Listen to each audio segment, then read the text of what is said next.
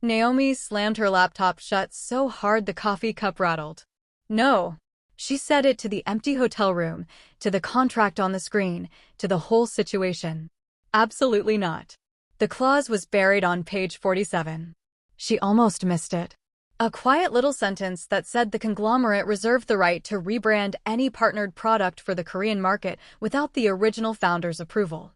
Without her approval. They wanted her formula, her 15 years of work, her grandmother's recipes turned into serums and hair butters, and they wanted to put someone else's face on it. Naomi stood up, paced, looked out at the Seoul skyline blinking gold and blue in the October night. Her daughter Maya was asleep on the hotel bed behind her, one arm wrapped around a stuffed bear named Kimchi, a gift from the airport shop on their very first day. 7 years old and already adapting faster than her mother. Naomi pressed her hand flat against the cold window glass. You did not fly 12 hours, leave your whole life in Atlanta, and drag your baby girl to another country just to let them erase your name. She picked up her phone. If you're new here, subscribe and hit the bell. You do not want to miss where the story goes.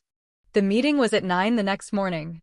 Naomi was there at 8:45 in a burnt orange blazer that made her dark skin glow like she had swallowed the sun. Maya sat in the lobby with their assistant, eating a red bean pastry and kicking her legs off the bench. Mommy, Maya called as Naomi walked toward the elevator. Be scary. Naomi turned around. What? You know. Maya made a serious face, puffing her cheeks. The face you make when somebody tries to play you. Naomi laughed. Actually laughed. The tension in her shoulders cracked just a little. Go eat your pastry. The boardroom on the 32nd floor was all glass and clean lines and men in charcoal suits who stood when she walked in. She noticed how their eyes moved over her. Calculating. Adjusting. She had seen that look 1,000 times. It used to make her nervous. Now it just made her sharpen. Kang Jisoo was already seated at the head of the table. She had seen his photo in the brief. It did not prepare her. He was younger than she expected, maybe mid-30s, with the kind of stillness that made a room feel smaller. He looked up from his phone when she entered, and he did not look away. Miss Carter. His English was precise, careful. Mr. Kang. She pulled out her chair and sat down without waiting to be invited. He noticed. She opened her copy of the contract, turned to page 47, and slid it across the table to him before anyone had poured water or exchanged pleasantries. I'd like to talk about this clause first. A murmur moved through the room. One of his advisors leaned over to whisper something in Korean. Jisoo held up a hand and the man went quiet immediately. He looked at the page. Then he looked at her. You read the full contract. Every word. Twice. She folded her hands on the table. With respect, Mr. Kang, I didn't come to Seoul to become a supplier. Carter Glow is my brand. My name is on every bottle because I built every formula. If that clause stays, there's no deal. The silence that followed was the kind that had weight. Jisoo leaned back slowly. His expression didn't shift, but something behind his eyes moved, like a door opening just a crack. Most founders at this stage are happy just to get distribution. I'm not most founders. Drop a comment right now. Where are you watching from? And if you're loving this story already, smash that like button. The meeting went 3 hours. By the end, the clause was gone. Her legal team was shaking. His advisors were quiet in the specific way that meant they were annoyed. Jisoo walked her to the elevator himself. That wasn't protocol. She could tell by the way his assistant blinked twice when he stood up. They stood side by side, waiting for the doors. He was taller than she realized. You negotiate like someone who has lost before, he said. She glanced at him. Everybody who's good at this has lost before. The elevator came. She stepped in. He didn't. Dinner, he said, to celebrate the revised terms. Friday. She tilted her head. Is that a question? The corners of his mouth moved, almost a smile. It is now. The doors closed. Naomi stared at her own reflection in the mirrored elevator wall. Do not, she told herself. Do not even. She went to dinner. Maya had opinions about the outfit. The green one, Mommy. You look like money in the green one. You're 7. I'm 7 and right. She wore the green one. The restaurant was quiet and tucked away, the kind of place that didn't need a sign outside because the people who needed to know already knew. Jisoo was there before her. He stood when she arrived.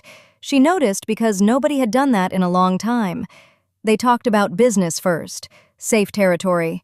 He asked questions about how she built Carter Glow from a kitchen operation in Atlanta to an international brand. Real questions, not polite ones. He leaned forward when she answered and didn't check his phone once. Then, somewhere between the second course and the third, the conversation slipped sideways. "Your daughter," he said. "She came with you. She goes everywhere with me." "That must be difficult, running a company and being a mother?" Naomi's voice was even. "I don't separate those things. Maya is why I built the company. She's not in the way. She's the point." He was quiet for a moment.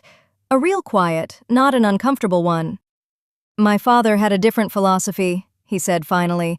"Work first, everything else waits." "Did it wait?" He picked up his glass. "My mother waited 17 years. Then she stopped." Naomi didn't fill the silence with words. She let it sit there between them.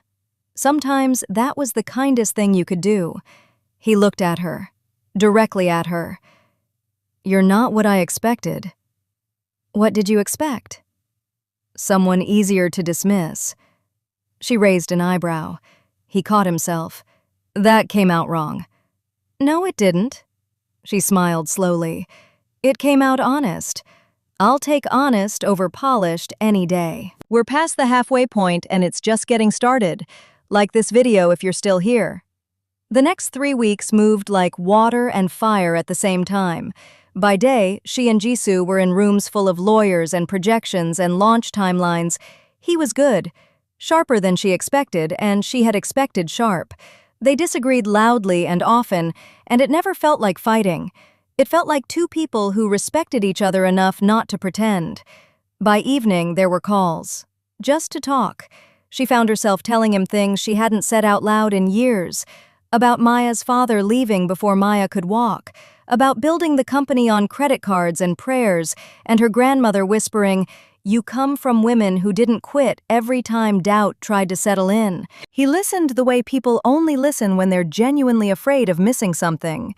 One night, she caught herself smiling at her phone after they hung up, and Maya padded out of the bedroom, squinting. "Who were you talking to?" "Business." Maya looked at her for a long time with those big brown eyes that saw everything. "Business makes you laugh like that?" Naomi put her phone face down on the table, but her heart was already somewhere she hadn't planned to put it. He showed up at her office the next day with Maya's favorite red bean pastries and a folder of revised launch plans. Maya ran to him before Naomi could say a word. Jisoo crouched down to Maya's level and handed her the pastry bag, and Naomi stood in the doorway of her own office, watching this man, this quiet, complicated, beautiful man, smile a real smile for the very first time. Her chest did something she wasn't ready for. This is the part, she thought, where everything gets harder. Comment below. Team Naomi or Team Jisoo? And if this story has you hooked, subscribe so you never miss the next episode. New stories drop every week, and trust, it only gets more intense from here.